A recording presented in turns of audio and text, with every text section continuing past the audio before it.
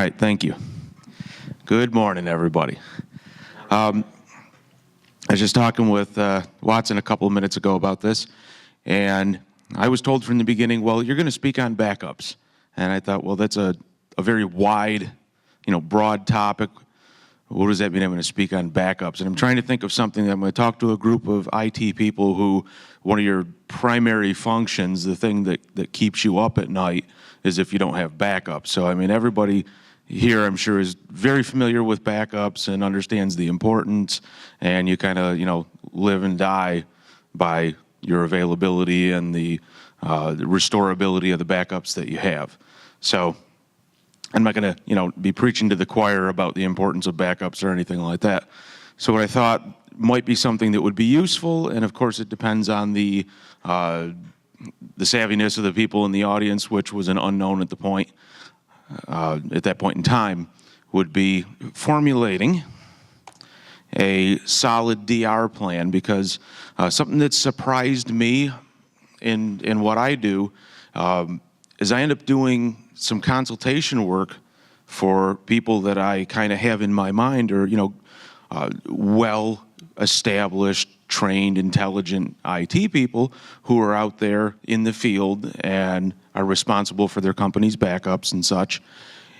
And I'm always amazed at, I think that I'm far beneath them on the food chain of, the IT knowledge.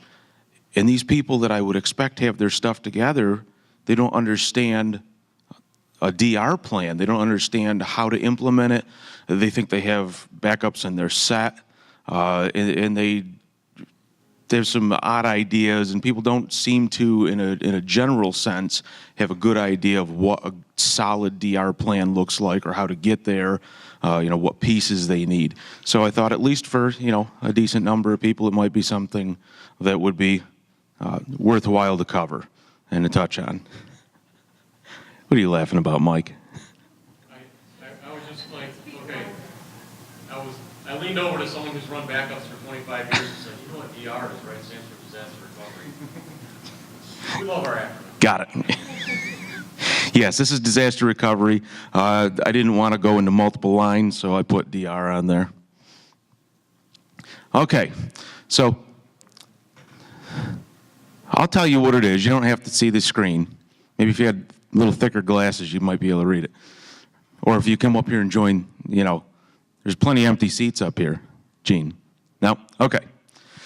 So, when you're first thinking about building your disaster recovery plan, a couple of things that these acronyms come up all the time, and these are, a couple of major basic foundational things. Your RTO and your RPO, which stand for Recovery Time Object and Recovery Point Objective. Just quickly explain these. I'm sure most of you probably already know what these are. And they sound so similar, they get confused often, and I think that many times they're misused. So Recovery Time Objective really focuses on how long can your business afford to be down. So time on the clock, if you have an outage and you have to go to backups and you have to do a restore, what is the amount of time on the clock that your business can sustain an outage? And there's many factors that go into that, and it really comes from a business continuity plan, which I'm not going to get into. It's a completely separate piece, and that's something that's done at a management level in conjunction with IT, the typical business side of IT, to work out these things and what's acceptable and what's not. Okay, so can you tolerate the time that it takes to realistically recover from your backups in the event of a disaster or outage? And like I said, that can be, can you handle being down for 4 hours? How much business happens? It's not necessarily about the amount of data as much as it is about the business itself, the function of the business, and whether it can withstand. Is it 4 hours? Is it a day? Sometimes it's a week that a business could be down and customers don't really have that much direct interaction. There are some businesses that can sustain that. So then, their recovery time objective really is not that important.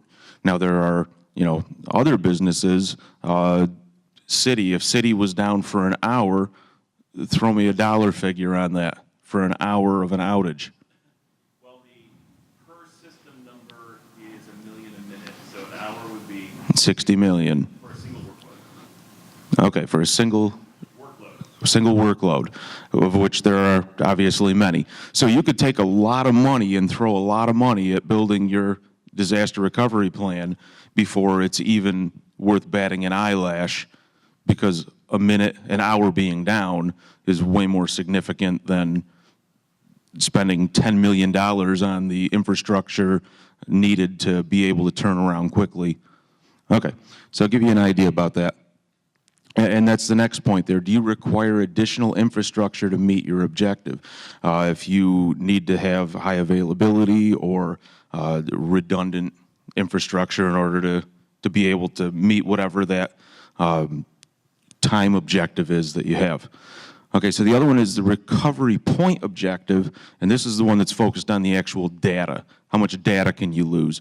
So if you have people that come in the morning and they're all working and server drops and you lose half a day's worth of data, it's not so much about how long it's going to take to come back, is what will it take to recreate that data, how important was that data, can it be recreated easily, or is it something that's going to cripple you?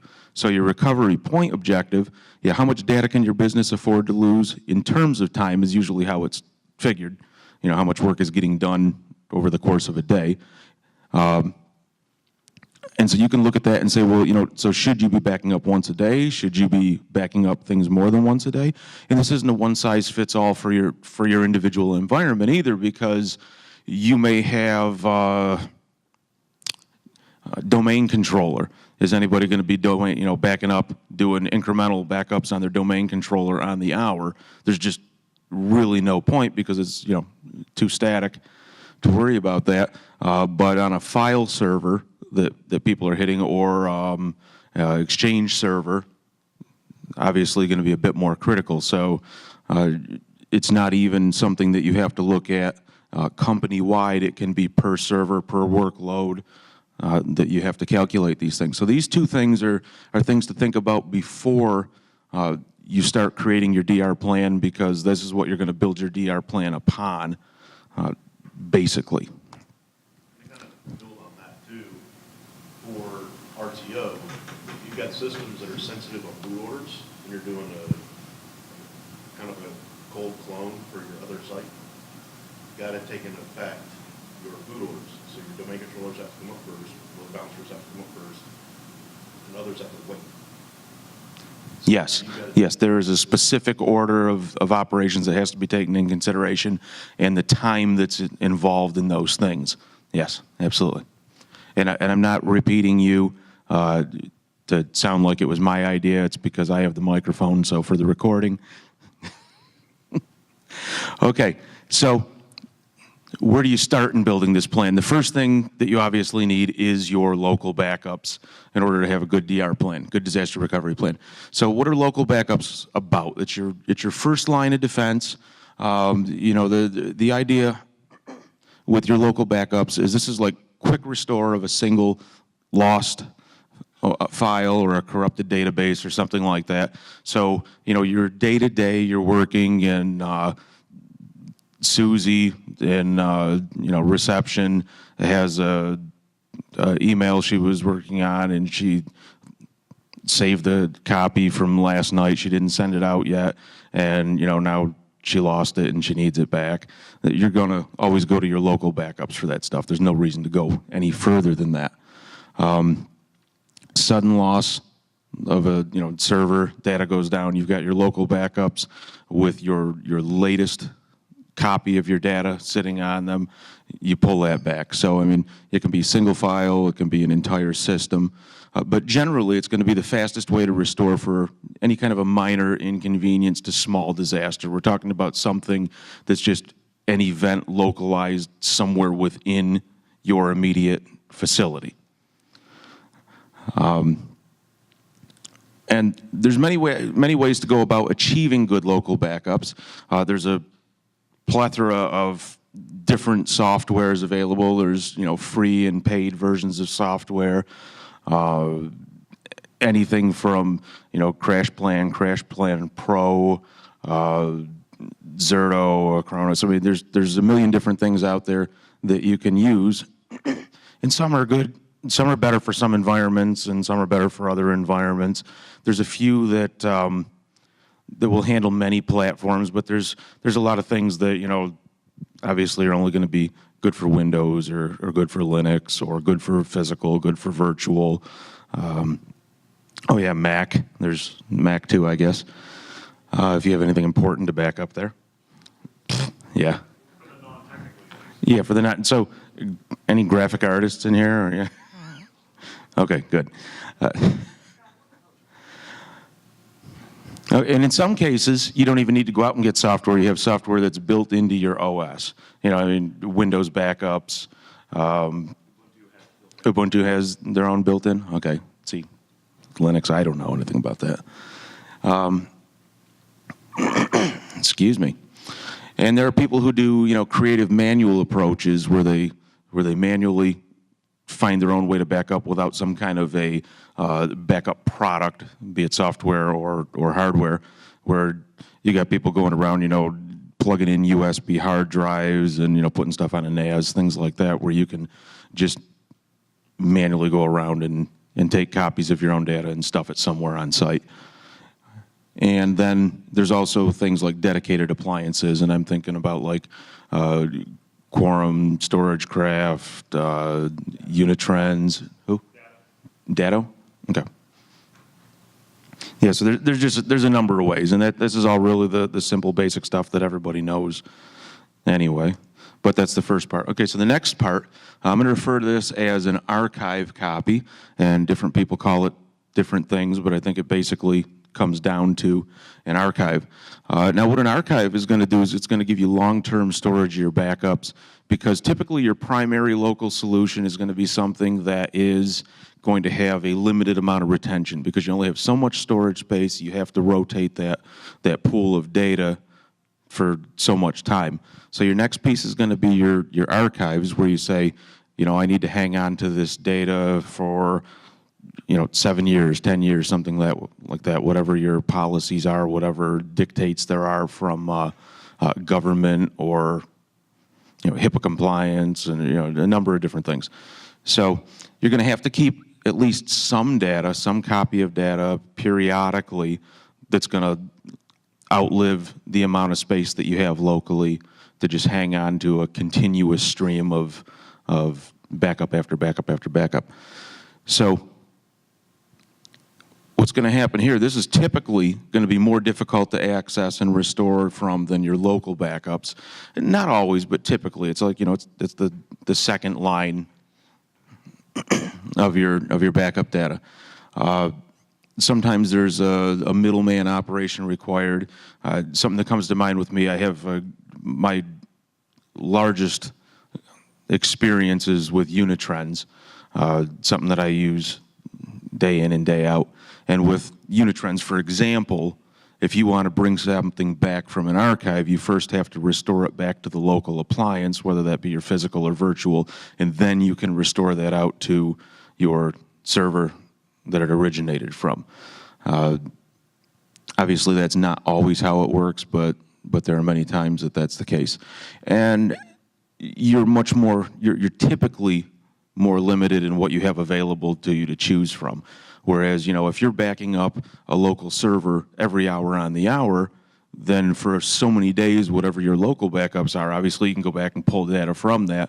And when you go to your archive, it might be a weekly thing where you're just catching one recovery point or one complete backup set. If you're doing, like a weekly full, daily incremental or diff or something like that. So you're going to have less options available to you. You're not going to be able to go grab that copy of, this Excel file from, I'd saved it at 8 a.m. on Monday 3 weeks ago. You might just have a Friday copy. And I think a very common configuration for this is the, grandfather, father, son configuration, where you'll have maybe a year-end copy and maybe 6 months of a month-end copy that you've got stashed away somewhere on a shelf. And a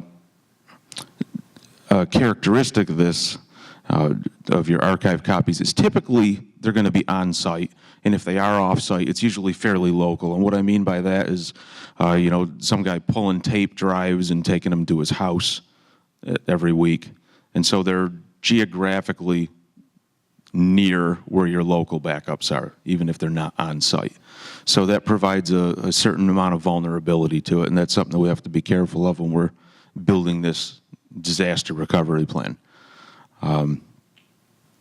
Okay, yeah, and it can be a proprietary device, copy to a NAS, a copy to any removable media. So once again, there's many, many ways that you can approach this. Okay, off-site copy or replication, which is not to say that you can't do replication locally, because you can, but once again, from a disaster recovery perspective, if it's on site, it's only so good for disaster recovery, because if you have a disaster that encompasses your entire locale, then your replication copy isn't any better than your local copy for that. Okay, so this is where disaster, real disaster recovery really starts, because anything at this point, or up to this point, is going to be local or nearby typically. Obviously, you can archive things to, Amazon S3. You got places that you can get it geographically away from you, but it's kind of not the typical scenario. So the big thing with an off-site copy is that it's not your other office down the other end of the street. This is something where you're going to be geographically diverse, and this is a copy, a warm copy of your backup data, and this can be at a co-location, this can be in the cloud, it can be at a data center somewhere. There's a few ways that you can do this, depending on what you have available to you. If you have another location, then obviously that's going to be the easiest thing, the most cost-effective. But if you don't, like Jared, for example, what do you use for your off-site stuff? Because I know co-location wasn't something that was available to you last time that we talked about it, so. It depends on the client and what we're doing. One client has regionally diverse offices with 50/50 fiber, 100 fiber, and so we're just replicating and backing up, with Veeam or Hybrid Replica from one server to another on site, on the other site. Other clients, I just simply have their mission critical data, SQL Server, whatever their line of business app data source is. The simplest, easiest thing that I found for them is we have their solid on-sites. We trust it. We're not too worried about the local disaster. So what we do is simply get their core data set, their nightly backup, and use CrashPlan Pro to get that somewhere out in the cloud, so we can always spin the server back up, pull that data back down, and get them back usually in 24-ish hours.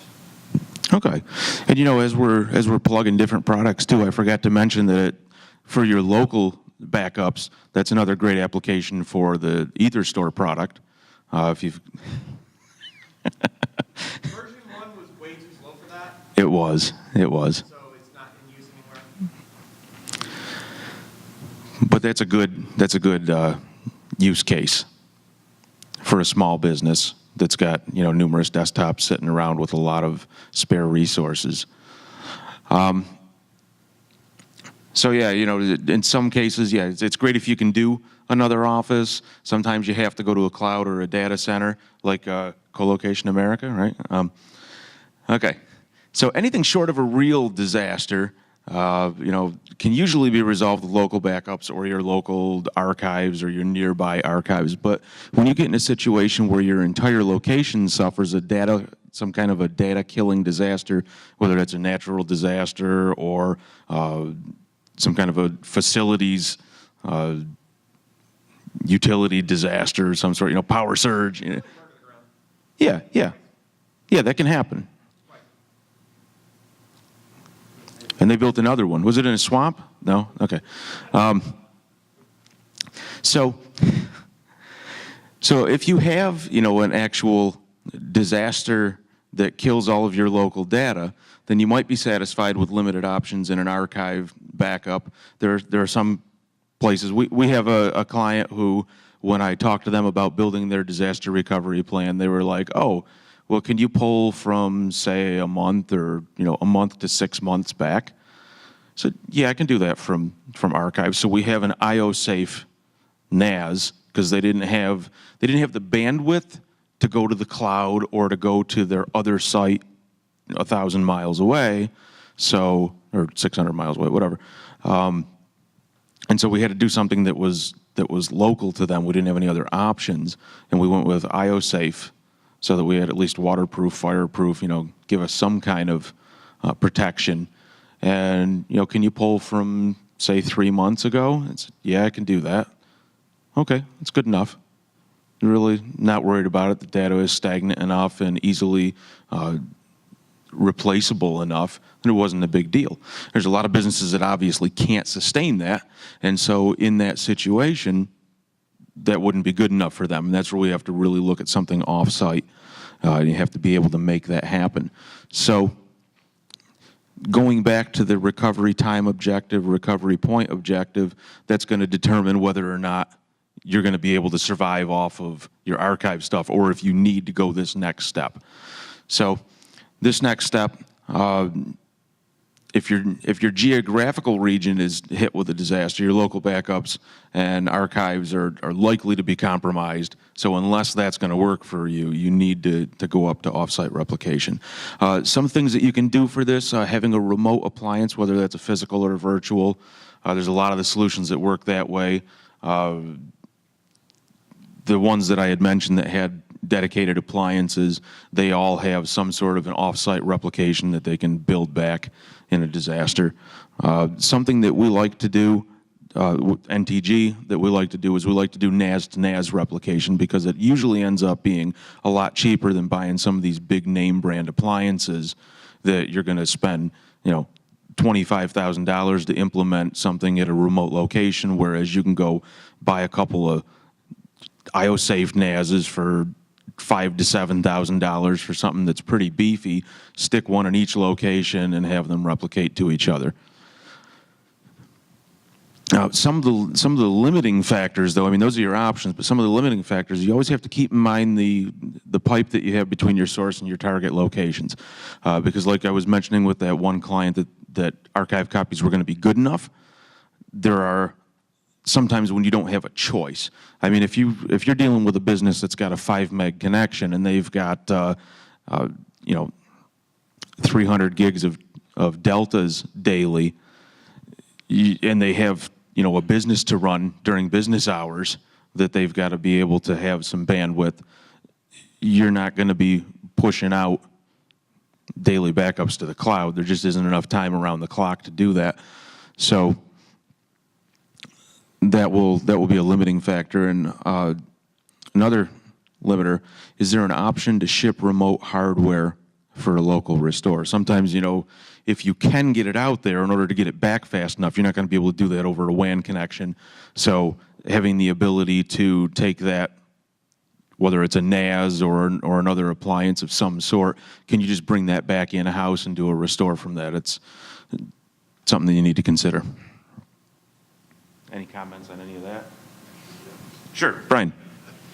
So if you're doing offsite replicas, if you're using a replication product like Zerto, they're actually not bad. It's $35 in VM. And if you're doing that and you're doing a cold clone, so you've got hardware at the other data center. Test it. Don't just set it and forget it. It's a lot of, absolutely. We'll just assume, I set up replication, we're good. Yeah, absolutely. Backups, and that's, you jumped ahead in my presentation, but yeah, backups are wonderful, but if you don't test them, shouldn't be relying on them. Oh, look at that. So yes, the importance of testing, because your backups are basically worthless until they are tested. Anybody can create a backup copy, but they don't always restore so well. Now, it, yeah, Until you look at it, you don't know if you have one. yes. Yeah, I should have put a cat on here, yeah. Or no, just a box. We don't know if there's a cat. True. Now, I don't like to trash products, but there's something that I have consistently seen, heard in my time in dealing with backups and restores, and people many, many times will point to Backup Exec and say, great for backups, it's a great product, but if you want to restore anything, you're rolling the dice, you know? So, yeah, you know, when you're looking at building a disaster recovery plan, the ability to back up is obviously at the top of your list of things to start with, but when you're coming around to make sure that it's going to work, you better be able to restore. And there are some products that do it much better than others. There are some products that do it much easier than others. Some are a nightmare, but they work. So, all things to think about. Having a test environment, some sort of lab, you know, whether you call it a lab or whatever, but something that's outside of your production environment that you can separate, is really advantageous for verifying that your backups will be restore capable when you need them. Obviously, for just simple files, you can do things like that in your production environment, but if you're backing up SQL databases, and you want to do testing on that, then you probably don't want to play around with that in your production environment. You can take something off to a side network and have that. So it's just good things to have. Yeah, files are easy. Don't forget about SQL, Exchange, Oracle, etc. The best tested and proved plan includes testing all levels of recovery. So, you know, not just testing your local backups to be able to recover for file level and also for entire machine level, VM level, but also testing the restore process from archive, testing the restore process from whatever your remote facility is, whether it's, you know, co-location or the cloud, whatever, but very, very important to make sure that you have things tested. Would you like to add anything, Brian? You want to guess what my next slide is? No, I don't even remember. There might not be one. Oh, okay, here we go. I did create this. Okay, so I wanted to get one slide at the end so that we can see everything. And, you know, it looked much fuller on the screen here than it does in the room on the TV. So I don't know, is anybody not able to read that? Gene's got his binoculars out, okay. So, in review, in summary, so these are the building blocks of a solid disaster recovery plan. Number one, determining your recovery time objective and your recovery point objective in conjunction with a business continuity plan, obviously. Having your local backups, having archive copies, having something off-site, some form of replication, and testing. And obviously with the testing, what you're going to find when you test, I don't know if more often than not, but definitely occasionally, is that there's going to be adjustment that's necessary to keep your test results within your acceptable limits of your business continuity plan, because things change. You have growth in your business, and so now you're backing up more data, but your bandwidth hasn't increased, or a product changes. Whether that's an application that you're using or your backup software itself. Nothing is ever constant in your environment. Things are always dynamic and shifting, so you can't just set it and forget it and expect that that's going to be good enough, because when the time comes and you're under the gun, you have to know that it's going to work today, not just that it worked a year ago and so good enough and we just left it. Something I think should be added is, with rare exception, talking RTO and RPO is not a organizational number, it's a workload number. Okay, so RTO, RPO, sometimes it's not an organizational number, it's a workload number. How long is your company out? Because you don't recover as a company normally. If you recover AD, you recover your NAS system, you recover, individual. Right, they're individual workloads, right, unless the building burns to the ground twice, but yeah. Even so, your recovery is often not instantaneous to all workloads, it's still workload by workload. So it's important when planning to think of it as a workload level discussion. Yes. Well, kind of like what I said at the beginning, that this is not something that's going to be a one size, you come up with one thing and that's what your environment runs under. It's going to be, I didn't articulate it in that way, but yeah, it's going to be workload by workload because, like you said, you got to have the ability to get your domain controllers back up first, and so on and so forth. Okay, so that's the presentation. If anybody has any more questions, comments, yeah, Mike? Maybe, probably more common than building burning to the ground is like crypto locker infection or something like that. Yes, crypto locker, yeah. Yeah, it's got what it is for HIPAA, and I'm restoring from backups right now. For Jared, it may not be more common. Yeah, excellent. Perfect timing, great timing. Great. Do you want to put that on screen? Yeah. So I can take credit for it? No? Jared, do you live in the same city where this building burned down twice? Yeah, I'd be moving. Once was in the 80s, once was in the 90s, okay? They separated the event. So I would say that for anyone that hasn't dealt with a crypto locker infection, first thing is just stop what you're doing and get a piece of paper or a Word document and start putting times and dates and what you were doing. Because inevitably when you get everything recovered, somebody's going to say, well, how long were we down? But as Scott said, it's not like you were down. It was like these files were encrypted and everybody else could work. Right, some workload or number of workloads becomes unavailable for a certain amount of time, but not the entire business. There are still people working around that, typically. Right. So it's important to document that stuff so that in the aftermath, you can say, oh, look, you weren't down for 24 hours. 90% of your stuff was available within 15 minutes, and then in an hour's time, you had 99%. The last archive bit of data that you don't access anyways was that took 24 hours. But. Right, and the bosses always want to know. They always want the autopsy afterward. Gene.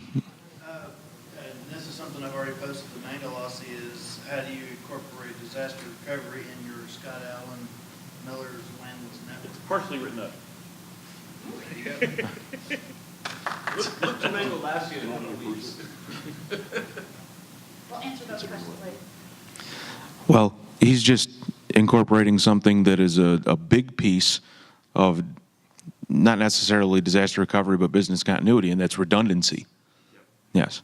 So he's already posted it on ML, and he's bringing it up here. Yes. Something worth bringing up is when we're looking at things like keeping track of timelines and stuff, something that SMBs tend to do is care about politics and blame.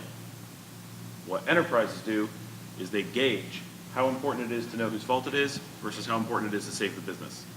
And very seldom do they take the time to prepare for a postmortem during an outage, right? You talk to a manager, and this is a discussion to have ahead of time with a CEO or an owner, right? Because in my talk, I talked about how we're business, not tech. Something that the business should think about in any DR situation is what are our priorities in a DR situation, and have that documented and ready, because things like we could track and know all kinds of things about what went wrong, or we could be back up as fast as possible. What's the priority? And if you have that in writing, when someone's like, why are we still down? Because you said getting back up wasn't important, this is more important, here's the document. Are you overriding it? Sign it. If they come back later and say, why don't we know why we were down? You have a document that says because we were told to save the company and stop losing money. You determined this was the priority, that's why we don't know. We had to choose.